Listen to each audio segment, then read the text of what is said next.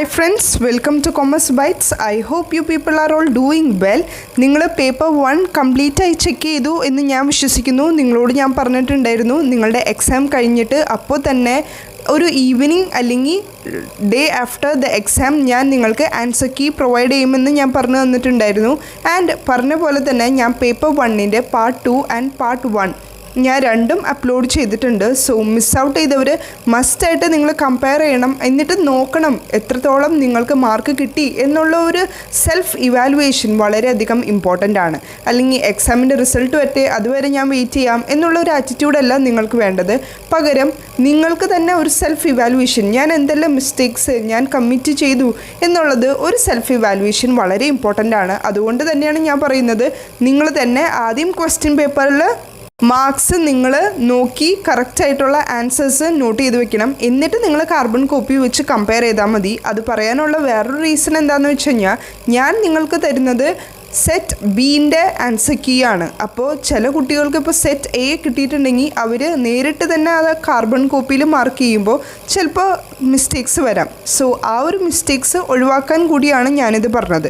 Section B ആണെങ്കിൽ it's no problem. പക്ഷേ ഞാൻ നിങ്ങൾക്ക് റെക്കമെൻഡ് ചെയ്യുന്നത് ഏത് സെറ്റാണെങ്കിലും നിങ്ങൾക്ക് ക്വസ്റ്റ്യൻ പേപ്പറിൽ ആദ്യം ആൻസേഴ്സ് നോട്ട് ചെയ്തിട്ട് നിങ്ങൾ കാർബൺ കോപ്പിയിലേക്ക് ചെക്കൗട്ട് ചെയ്താൽ മതി.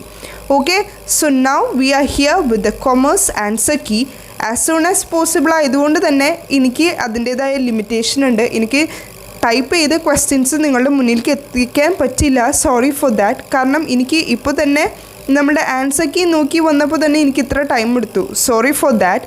ആൻഡ് ഇപ്പോൾ നിങ്ങൾ ക്വസ്റ്റ്യൻ പേപ്പർ വെച്ച് തന്നെ അഡ്ജസ്റ്റ് ചെയ്യണം. ഞാനിപ്പോൾ ഓരോ ക്വസ്റ്റ്യൻ പേപ്പർ എനിക്ക് എൻ്റെ ഒരു സ്റ്റുഡൻറ്റ് സെൻഡ് ചെയ്ത് തന്നെ ക്വസ്റ്റ്യൻ പേപ്പറാണ് ഞാൻ നിങ്ങളുടെ മുന്നിൽ ഇപ്പോൾ കാണിക്കുന്നത്. ഓക്കെ, ഞാൻ അത് ക്ലിയർ ആവില്ല എന്ന് എനിക്കറിയാം. ഈവൻ ദോ ഞാൻ നിങ്ങൾക്ക് ക്വസ്റ്റ്യൻ വായിച്ച് തരാം. അപ്പോൾ തന്നെ നിങ്ങളൊന്ന് ഓടിപ്പോയി ഒന്ന് മാർക്ക് ചെയ്താൽ മതി അതിൻ്റെ particular answer. Okay, so without much delay let's move to our question paper session. And before that I have received so many mails and messages that thanking for my classes. അത് paper 1നും അതുപോലെ തന്നെ paper 2നും കിട്ടി. എല്ലാ സ്റ്റുഡൻസിനും നല്ല രീതിയിൽ തന്നെ paper ചെയ്യാൻ പറ്റി. പേപ്പർ 1 ഈവൻ തോ ടഫാണെങ്കിൽ പോലും പേപ്പർ 2 നല്ല രീതിയിൽ തന്നെ ചെയ്യാൻ പറ്റി. മാം പറഞ്ഞ കുറേ അധികം പോയിൻറ്റ്സ് വന്നു. മാം പറഞ്ഞു തന്ന കുറേ ഹാക്സും ട്രിക്സും എല്ലാം നമ്മൾക്ക് യൂസ് ചെയ്യാൻ പറ്റി എന്നൊക്കെ പറഞ്ഞ് കുറേ അധികം മെയിൽസും മെസ്സേജസും വരുന്നുണ്ട്. Thank you all for that support. And ഞങ്ങൾ നമ്മളുടെ ഒരു 100% ഇട്ടിട്ടാണ് നിങ്ങൾക്ക് പ്രൊവൈഡ് ചെയ്യുന്നത്. അപ്പോൾ നിങ്ങൾക്ക് അതിൻ്റെ റിസൾട്ട് കിട്ടുന്നു എന്ന് കേൾക്കുന്നതിൽ ഞങ്ങൾ വളരെയധികം സന്തോഷമാണ്. ഓക്കെ, സോ ആ ക്വസ്റ്റ്യൻ നമ്പർ 1. സോ ഞാൻ പറഞ്ഞ പോലെ നമ്മൾ സെറ്റ് ബിയിലെ ക്വസ്റ്റ്യൻ പേപ്പർ ഡിസ്കഷൻ ആട്ടോ ഇപ്പോൾ കൊണ്ടുപോയിക്കൊണ്ടിരിക്കുന്നത്. സോ സെറ്റ് എക്ക് വന്നവർ അവരുടെ പെർട്ടിക്കുലർ ക്വസ്റ്റ്യൻസ് ഞാൻ വായിക്കുമ്പോൾ നിങ്ങൾക്ക് ആ ഒരു പെർട്ടിക്കുലർ ക്വസ്റ്റ്യൻ്റെ ആൻസർ ഒന്ന് പോയി മാർക്ക് ചെയ്യുന്നത് നല്ലതായിരിക്കും. Okay, so to the question number 1. Fair value method of valuation of share is also known as. Here the answer will be option A, that is intrinsic value. Intrinsic value ആണ് ഈ പറഞ്ഞ particular ക്വസ്റ്റ്യൻ്റെ answer ആയിട്ട് വരുന്നത്. Moving to the next question, ex post facto research is also known as. Here the answer will be option C, that is descriptive research. Descriptive researchൻ്റെ മറ്റൊരു പേരാണ്, അല്ലെങ്കിൽ X post facto research use ചെയ്യുന്നത് descriptive റിസർച്ചിലാണ്. Moving to the next question, grouping the population and selecting the group rather than individual elements is. Here the answer will be option D, that is cluster sampling. And എനിക്കൊരു കാര്യം പറയാനുള്ളത്, ഞാൻ question വായിക്കുന്നതിൽ എന്തെങ്കിലും ഒരു mistake ഉണ്ടെങ്കിൽ sorry for that. കാരണം എനിക്ക് അത് അത്ര ക്ലിയർ അല്ല, അതുകൊണ്ടാണ് ഞാൻ അവിടെ ഇവിടെയും ഒന്ന് മൂളയൊക്കെ ചെയ്യുന്നത് കേട്ടോ. Okay, moving to the next question. To discover a solution for some pressing practical problem is the central aim of. Here the answer will be option A, that is applied research. To discover solution എന്ന് കാണുമ്പോൾ തന്നെ നിങ്ങൾക്ക് അറിയണ്ടാവും applied research എന്നുള്ളത്. ഞാൻ എൻ്റെ research സീരീസിൽ നല്ല crystal clear ആയിട്ട് എല്ലാ ടൈപ്സ് ഓഫ് റിസർച്ചും അതിൻ്റെ കീ പോയിൻറ്റ്സും നിങ്ങൾക്ക് പറഞ്ഞു തന്നിട്ടുണ്ട്. അതുകൊണ്ട് തന്നെ I'm pretty sure that my students who have followed me will be correct answer നിങ്ങൾക്ക് കിട്ടിയിരിക്കുമെന്ന് എനിക്ക് നല്ല പൂർണ്ണ വിശ്വാസമുണ്ട്. Moving to the next question, independent variable that are not related to the purpose of study but may affect the dependent variable is known as option C, that is extraneous variable. Okay, independent variable that are not related to the purpose of study but may affect the dependent variable എന്ന് പറയുന്നത് extraneous variable ആണ്. Okay, so ഇനി വരുന്ന question number 6ഉം 7ഉം എനിക്ക് കിട്ടിയില്ല. അതുപോലെ എനിക്ക് almost ഒരു 10 to 12 ക്വസ്റ്റ്യൻസ് എനിക്ക് ഇൻ ടോട്ടൽ ഈ 120 ക്വസ്റ്റ്യൻസിൽ എനിക്ക് ഇൻ ടോട്ടൽ എനിക്കൊരു 12 to 13 ക്വസ്റ്റ്യൻസോളം എനിക്ക് കിട്ടിയില്ല. Sorry for that. ആൻഡ് ഈ 12 ക്വസ്റ്റ്യൻസ് ഞാൻ സെപ്പറേറ്റ് ആയിട്ട് ഒരു വീഡിയോ ക്രിയേറ്റ് ചെയ്ത് ആസ് സൂൺ ആസ് പോസിബിൾ എനിക്ക് ആൻസേഴ്സ് കിട്ടുന്ന പോലെ ഞാൻ നിങ്ങൾക്ക് നിങ്ങളുടെ മുന്നിലേക്ക് എത്തിച്ചേക്കാം. Okay, now let's move to question number 8. In which of the following purpose chi-square have no application? Options are option A, to test homogeneity, option B, to test independence of attributes, option C, to test two population means, and option D, to test population variance. And here the answer will be option C, that is to test population variance. Okay, അതാണ് population means. Option C will be the correct answer. So I hope നിങ്ങൾക്ക് ഈ ഒരു question clear ആയി എന്ന് ഞാൻ വിശ്വസിക്കുന്നു. Moving to the next question, 9th question ഞാൻ skip out ചെയ്യുകയാണ്. ജസ്റ്റ് ഒരു റെഡ് പെൻ വെച്ചൊന്ന് മാർക്ക് ചെയ്ത് വെച്ചോളൂ. ഞാനിപ്പോൾ സ്കിപ്പ് ചെയ്യുന്ന ഓരോ പോയിൻറ്റ്സ് അല്ലെങ്കിൽ ഓരോ questions. Okay, so moving to the next question, the classification of test statistics as two-tailed or one-tailed test is fixed based on എന്ന് ചോദിച്ചിട്ടുണ്ട്. And the answer will be option D, that is size of test. Size of test അനുസരിച്ചാണ് നമ്മൾ two tailed ആണോ one tailed ആണോ എന്നൊരു classification നമ്മൾ provide ചെയ്യുന്നത്. Okay, moving to the next question, the OR model. OR model എന്ന് പറയുന്നത് operation research model that helps in minimizing waiting time and service cost. ഇതിൻ്റെ ആൻസർ വരുന്നത് ക്യൂയിങ് തിയറിയാണ്. Okay, moving to the 12th question, an activity that consumes neither any resource nor time is called null hypothesis.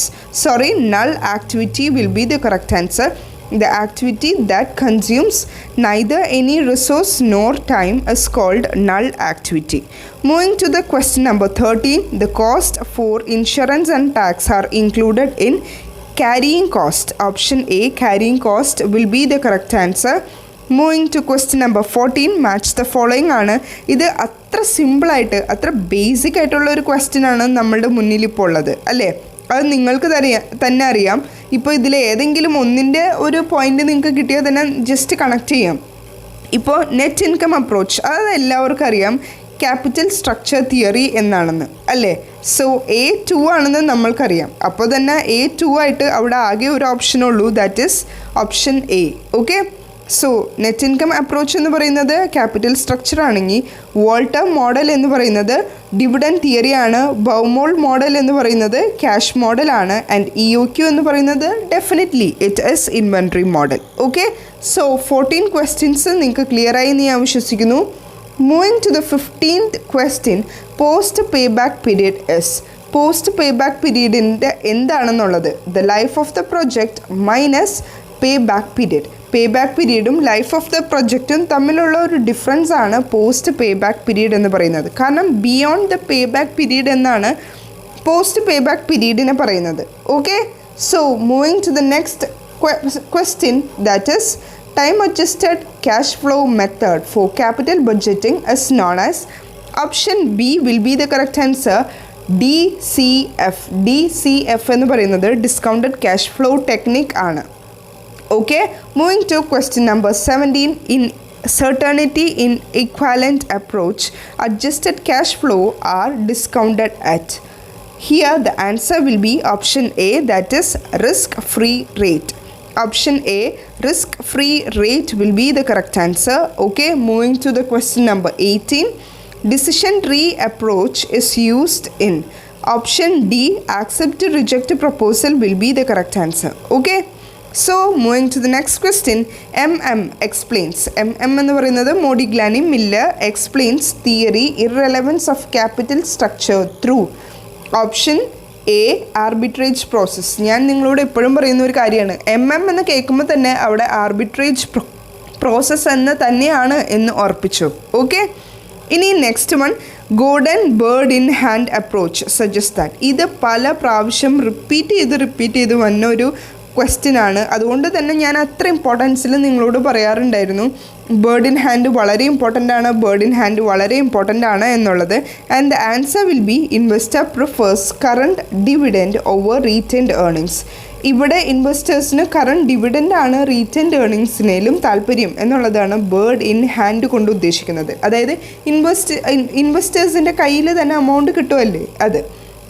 ഇനി next question, relevance theory of dividend was supported by. Relevance theory ആരാണ് support ചെയ്തിരുന്നത്? Option A, that is M Gordon supported this particular. Okay, so option A, M Gordon will be the correct answer. Moving to the next question, activities, benefits or satisfaction which are offered for sale or are provided in connection with sale of goods എന്നുള്ളത് the answer will be option A, that is service will be the correct answer. Okay, moving to the next question, that I didn't get the particular correct answer, അതുകൊണ്ട് തന്നെ ഞാനത് skip out ചെയ്യാണ്. നിങ്ങൾ ആ red pen വെച്ച് ഒന്നുകൂടെ mark ചെയ്തോളൂ. Okay, moving to the next question, what is the sequence of the various stages in buying process. Buying പ്രോസസ്സിൽ നമ്മളുടെ ആ ഒരു സ്റ്റേജസ് എന്താണെന്നാണ് ചോദിച്ചിട്ടുള്ളത്. And here the answer will be option B. ആദ്യം പ്രോബ്ലം റെക്കഗ്നൈഷൻ, പിന്നെ information research, then evaluation of alternatives, then purchase decision and last post purchase reaction. Okay, ആദ്യം വരുമ്പോൾ പ്രോബ്ലം നമ്മൾ റെക്കഗ്നൈസ് ചെയ്യും, പിന്നെ ഇൻഫർമേഷൻ സെർച്ച് ചെയ്യും, ഇവാലുവേറ്റ് ചെയ്യും, പർച്ചേസ് ഡിസിഷൻ നമ്മൾ ക്രിയേറ്റ് ചെയ്തെടുക്കും, പിന്നെ post purchase reaction. Okay, moving to the next question, the process of creating an image or establishing a utility of a product among target customers. Here the answer will be option C, that is market positioning. And moving to question number 26, the sequence of stage in product life cycle are. ഈ ഒരു sequence പല പ്രാവശ്യം question പേപ്പറിൽ ചോദിച്ചു കണ്ടിട്ടുണ്ട്. അതുകൊണ്ട് തന്നെ എല്ലാ സ്റ്റുഡൻസിനും ഇതിൻ്റെ ആൻസർ അറിയാമെന്ന് എനിക്കറിയാം. Here the answer will be option A, that is introduction, growth, maturity, saturation and decline. ആദ്യം ഇൻട്രൊഡക്ഷൻ, എന്നിട്ട് ഗ്രോ നടത്തി കഴിഞ്ഞിട്ട് പിന്നെ മെച്യൂരിറ്റി എത്തിക്കഴിഞ്ഞ് പിന്നെ സാച്ചുറേഷൻ, അതായത് ഒരു ചേഞ്ച് ഇല്ലാതെ പിന്നെ അങ്ങോട്ട് താഴേക്ക്. അതാണ് ആ ഒരു stages in product life cycle. Moving to question number 27, a tender is an estimation of. Here the answer will be option B, that is selling price. Tender ഒരു എസ്റ്റിമേഷൻ, എന്തിൻ്റെ എസ്റ്റിമേഷൻ? സെല്ലിംഗ് പ്രൈസിൻ്റെ estimation. Okay, moving to question number 28, purchase requisition should be made when the stock reach reorder level. ഈ reorder level, minimum level, അതുപോലെ തന്നെ maximum level, ഇതിൻ്റെ ഒരു clear cut class ഞാൻ നിങ്ങൾക്ക് എടുത്ത് തന്നിട്ടുണ്ട്. അത് ഞാൻ സിമ്പിളാക്കി, എത്രത്തോളം സിമ്പിളാക്കാൻ പറ്റുമോ അത്രത്തോളം സിമ്പിളാക്കിയിട്ടാണ് ഞാൻ നിങ്ങളുടെ മുന്നിലേക്ക് എത്തിച്ചത്. I am pretty sure that നിങ്ങൾ ഈ ഒരു പെർട്ടിക്കുലർ ക്വസ്റ്റ്യൻ കറക്റ്റാക്കി എഴുതിയിട്ടുണ്ടാവും എന്ന് എനിക്ക് പൂർണ്ണ വിശ്വാസമുണ്ട്. ഓക്കെ, എല്ലാവരും അങ്ങനെ തന്നെയാണ് എന്ന് ഞാൻ വിശ്വസിക്കുന്നു. Moving to the next question, question number 28, operating costing is suitable for. Here the answer will be option D, that is service organization. Operating costing is suitable for service organization will be the correct answer. Okay, so 30th question ഞാൻ skip out ചെയ്യാണ്. അതൊരു problem based question ആണ്. അത് ഞാൻ പറഞ്ഞ പോലെ separate ആയിട്ടൊരു വീഡിയോയിൽ ഞാൻ ക്രിയേറ്റ് ചെയ്തിട്ടേക്കാം. Okay, moving to the next question, economic batch quantity. ഇതാണ് EBQൻ്റെ full form. Economic batch quantity dash cost will be minimum. അത് എന്ത് കോസ്റ്റ് ആയിരിക്കും മിനിമം? ടോട്ടൽ കോസ്റ്റ് ആയിരിക്കും മിനിമം. കാരണം ബാച്ച് വൈസ് ആയിട്ടല്ലേ നമ്മൾ ആ ഒരു പ്രോസസ്സ് കണ്ടക്ട് ചെയ്യുന്നത്. അതുകൊണ്ട് തന്നെ ടോട്ടൽ കോസ്റ്റ് മിനിമം ആയിരിക്കും. Okay, moving to the next, that is a match the following. വളരെ സിമ്പിളായിട്ടൊരു മാച്ച് ദ ഫോളോയിങ് ആണ്. ഇത് ഞാൻ പ്രീവിയസ് ഇയർ ക്വസ്റ്റ്യൻ പേപ്പറിന് വന്നിട്ടുള്ളതാണ് എന്ന് പറഞ്ഞ് ഒരു 3-4 മാച്ച് ദ ഫോളോയിങ് നിങ്ങളെ പഠിപ്പിച്ചപ്പോൾ ഇതും ഞാൻ ഇൻക്ലൂഡ് ചെയ്തിട്ടുണ്ടായിരുന്നു. ഇതിൽ ഒരു പോയിന്റ് കിട്ടിക്കഴിഞ്ഞാൽ തന്നെ നമുക്ക് ഏകദേശം ഒരു ഐഡിയ കിട്ടും. കാരണം ഇപ്പോൾ സ്റ്റാൻഡേർഡ് കോസ്റ്റിംഗ് നമുക്കറിയാം, അത് വേരിയൻസ് അനാലിസിസ് ആണ് എന്നുള്ളത് എല്ലാവർക്കും അറിയാം എന്ന് എനിക്കറിയാം. സോ ഓപ്പറേറ്റിംഗ് കോസ്റ്റിങ്ങിൻ്റെ ആൻസർ വരുന്നത് സർവീസ് ഓർഗനൈസേഷൻ ആണ്. കാരണം നമ്മളിപ്പോൾ തൊട്ട് മുന്നേ പറഞ്ഞല്ലേ ഉള്ളൂ, അതിനെ ബേസ് ചെയ്ത് സെയിം ഒരു ക്വസ്റ്റ്യൻ ഉണ്ടായിരുന്നു. ഓപ്പറേറ്റിംഗ് കോസ്റ്റിംഗ് എന്നുള്ളത് സർവീസ് ഓർഗനൈസേഷൻ എന്നുള്ളത് ക്വസ്റ്റ്യൻ നമ്പർ 29 ഉണ്ടായിരുന്നു. സോ അപ്പോൾ ആ 2 പോയിന്റ് നമുക്ക് കിട്ടി. പിന്നെ ഉള്ളത് എന്താണ്? Specific order costing. Specific order costing എന്തിനാ? Ship building industries. നമ്മൾ എപ്പോഴും പോയി ഷിപ്പ് ഉണ്ടാക്കില്ല, അതിന് നമുക്ക് അതിൻ്റെതായ ഒരു സ്പെസിഫിക് ഓർഡർ കിട്ടിയാൽ മാത്രമല്ലേ നമ്മൾ ഷിപ്പ് ബിൽഡിംഗ് ചെയ്യുള്ളൂ. സോ അത്. പിന്നെ ഈ ഒരു പ്രോസസ് കോസ്റ്റിംഗ് ആണ് ഞാൻ നിങ്ങൾക്ക് ക്വസ്റ്റ്യൻ പേപ്പറിൽ ഡിസ്കഷൻ നടത്തിയിട്ടുള്ളത്. പ്രോസസ് കോസ്റ്റിംഗ് എപ്പോഴും അതിൻ്റെ ഒരു എക്സാമ്പിൾ എന്ന് എപ്പോഴും പറയുന്നതാണ് oil refineries. I think you people will not the correct answer അല്ലേ? So, moving to the next question, question number 33. The concept of management accounting was coined by James H. Bliss. It will be the particular answer. Okay? So, that's it. ഇനി question number 34 ഞാൻ skip out ചെയ്യുകയാണ്, കാരണം അതൊരു problematic question ആണ്. Question number 35 വന്നിട്ട് അതും നമ്മൾ skip out ചെയ്യുകയാണ്, കാരണം എനിക്കതിൻ്റെ പെർട്ടിക്കുലർ ആൻസർ എനിക്ക് കിട്ടിയില്ല. Sorry for that. Moving to the question number 36, match the following. Match the following വളരെ സിമ്പിളായിട്ടൊരു മാച്ച് ദ ഫോളോയിങ് ആണ് നമുക്കിവിടെ പ്രൊവൈഡ് ചെയ്തിരിക്കുന്നത്. കറണ്ട് റേഷ്യോ എന്താണെന്ന് എല്ലാവർക്കും അറിയാം അല്ലേ? ലിക്വിഡിറ്റി റേഷ്യോ ആണ് കറണ്ട് റേഷ്യോ. സോ അത് വെച്ച് നമ്മൾ മാച്ച് ഓൺ ചെയ്തു. പിന്നെ ഡെറ്റ് ഇക്വിറ്റി റേഷ്യോ എന്നുള്ളത് ഒരു സോൾവൻസി റേഷ്യോ ആണ്. സോ രണ്ടെണ്ണം നമുക്ക് ഓൾറെഡി കിട്ടിക്കഴിഞ്ഞു. പിന്നെ റിട്ടേൺ ഓൺ ക്യാപിറ്റൽ എംപ്ലോയിഡ് അത് പ്രോഫിറ്റബിലിറ്റി റേഷ്യോ ആണ്. ആൻഡ് സ്റ്റോക്ക് വെലോസിറ്റി എന്ന് പറയുന്നത് ടേൺ ഓവർ റേഷ്യോ ആണ്. So the particular answer will be option C, that is A3, B4, C2, D1. ഒന്നും കൂടെ പറയാം, A3, B4, C2, D1. Okay, so I think it's clear. Moving to question number 37. Fundamental purpose for existence of any organization is described as. ഒരു fundamental ആയിട്ടൊരു purpose, ഈ ഒരു ഓർഗനൈസേഷൻ്റെ എക്സിസ്റ്റൻസിന് നമ്മൾ പറയുന്ന ഒരു പേര് മിഷൻ എന്നാണ്. ഓക്കെ, വാട്ട് മിഷൻ എന്നുള്ളൊരു പോയിൻ്റാണ് നമ്മൾ അതിന് പേര് പറയുന്നത്. Okay, I think you people get it right. So moving to question number 38. അതും ഞാൻ സ്കിപ്പ് ഔട്ട് ചെയ്യുകയാണ്, കാരണം ഞാനത് കുറേ പ്രാവശ്യം ഗൂഗിളിൽ നോക്കി, പക്ഷേ എനിക്ക് ഒരു ആപ്റ്റായിട്ടൊരു ആൻസർ കിട്ടിയില്ല. Okay, so moving to the next. So moving to question number 39. Share premium is shown in. Here the answer will be option D, that is asset side of balance sheet. Share premium എപ്പോഴും asset side of balance ഷീറ്റിലായിരിക്കും കാണിക്കുന്നത് എന്നാണ് ഇവിടെ പറയുന്നത്. Okay, moving to the next question. Question number 40. That is confounded relationship in research design means. Here the answer will be option D, that is relationship between dependent and independent variable. Okay, confounded relationship in research design means that it is a relationship between dependent and independent variable. Okay, so now let's move to the next question. Number 41 ഞാൻ skip ചെയ്യുകയാണ്. ഞാൻ കുറേ നോക്കി, പക്ഷേ എനിക്ക് കിട്ടിയില്ല. Okay, question number 42. Cross selling means. Here the answer will be option C, that is selling other products to existing customers. Okay, so now let's move to question number 43. A business unable to earn a fair rate of interest or return on their outstanding securities is overcapitalized. ഇനി statement 2 പറയുന്നത് over capitalisation refers to abundance of capital എന്നുള്ളതാണ്. Here ഈ ഒരു 2 statement തന്നിട്ട് the answer will be option A, that is statement 1 as true and statement 2 as false. ആ ഒരു option ആയിരിക്കും will be the correct answer. Okay, so moving to the next one. ഇതും 2 statements തന്നിട്ട് whether it is true or false എന്നുള്ള question ആണ് ചോദിച്ചിരിക്കുന്നത്. ഇവിടെ ചോദിച്ചിരിക്കുന്ന 2 എണ്ണം. First one content validity, then the second സ്റ്റേറ്റ്മെൻറ്റിൽ പറയുന്നത് പ്രിഡിക്റ്റീവ് വാലിഡിറ്റി ആണ്. Content validity of measuring instrument measures the extent to which an instrument provides adequate coverage of the topic under study. ഇനി അടുത്ത സ്റ്റേറ്റ്മെൻറ്റ് വരുന്നത് the useful of measuring instrument to predict some future performance is known as predictive validity എന്നുള്ളതാണ്. So 2 സ്റ്റേറ്റ്മെൻറ്റും true തന്നെയാണ്. So answer വരുന്നത് option C, that is both 1 and 2 are true, will be the correct answer. Okay, so without much delay, let's move to question number 45. Father of modern management. ഇത് ഞാൻ പറഞ്ഞു തരേണ്ട ആവശ്യമില്ല, നിങ്ങൾക്ക് എല്ലാവർക്കും അറിയാം. The answer will be option C, that is W.F. Taylor. So moving to question number 46.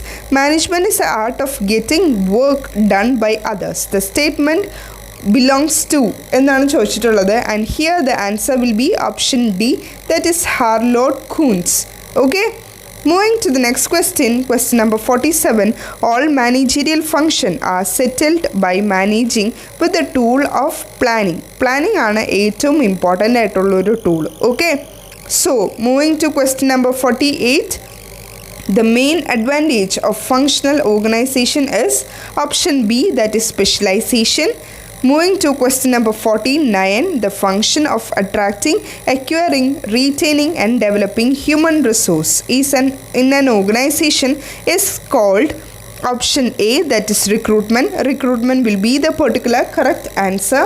Moving to the next question, the founder of administrative management. Here the answer will be option D, that is Henry Fayol. Moving to question number 51. Which of the following is the most democratic form of organization?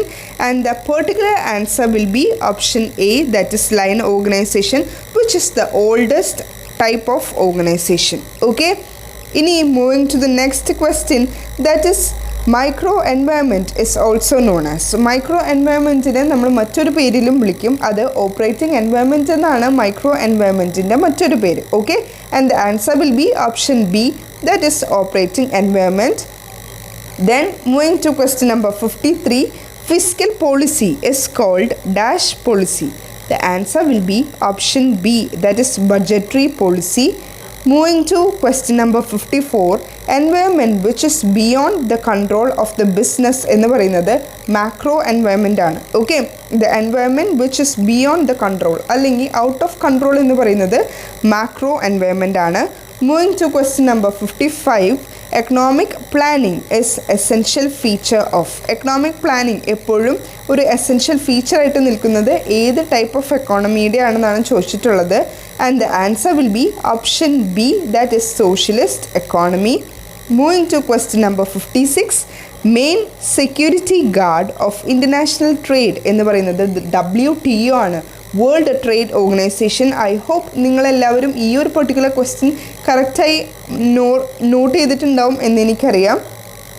So now let's move to the next question. Question number 57.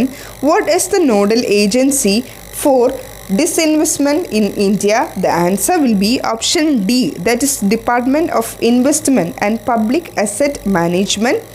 So ഈ ഒരു particular ക്വസ്റ്റ്യനും നിങ്ങൾക്ക് clear ആയി ഞാൻ വിശ്വസിക്കുന്നു. Moving to the next question, question number 58. Economic growth can be measured by. Here the answer will be option C, that is GDP, gross domestic product. Okay. Moving to the next question, the phase of system development associated with creation of test data is known as option A, that is system analysis will be the particular correct answer. Moving to the next question and the last question of this session, summary transaction data, high volume data and simple models are information inputs characteristics of. Here the answer will be option B, that is MIS, management information system. So ഇപ്പോൾ ഞാൻ ഈ video conclude ചെയ്യാണ്. Next 61 to 120 questions ഞാൻ പുറകെ തന്നെ ഇടുന്നതാണ്. So wait for the best for your results. നിങ്ങൾക്കിപ്പോൾ check ചെയ്തിട്ട് നിങ്ങൾക്ക് എത്ര മാർക്സ് കിട്ടി എന്ന് അറിയാനുള്ളൊരു അവകാശം, അറിയാനുള്ളൊരു ആഗ്രഹം, ഒരു ക്യൂരിയോസിറ്റി എല്ലാം എനിക്കുണ്ട്. So please let me no your answers, എത്ര മാർക്ക് കിട്ടി. കൊമേഴ്സ് ബൈറ്റ്സിൻ്റെ ഒപ്പം നിങ്ങളുടെ എക്സ്പീരിയൻസ് എങ്ങനെയുണ്ടായിരുന്നു എന്നുള്ളതും നിങ്ങൾക്ക് ജസ്റ്റ് ഒന്ന് ഷെയർ ചെയ്യാം. നമ്മുടെ കമ്മ്യൂണിറ്റി ടാബിൽ ഷെയർ ചെയ്യാം, അല്ലെങ്കിൽ നമ്മൾക്ക് ഇമെയിൽ അയക്കാം. നമ്മളുടെ ഇമെയിൽ അഡ്രസ്സ് commercebitez24@gmail.com എന്നുള്ളതാണ്. ഈ വീഡിയോൻ്റെ താഴെ ഡിസ്ക്രിപ്ഷൻ ബോക്സിൽ ഞാൻ കൊടുത്തേക്കാം. So with this note we are concluding right now. Let's see in the next video. Till then, work hard and study well. Bye. Thank you.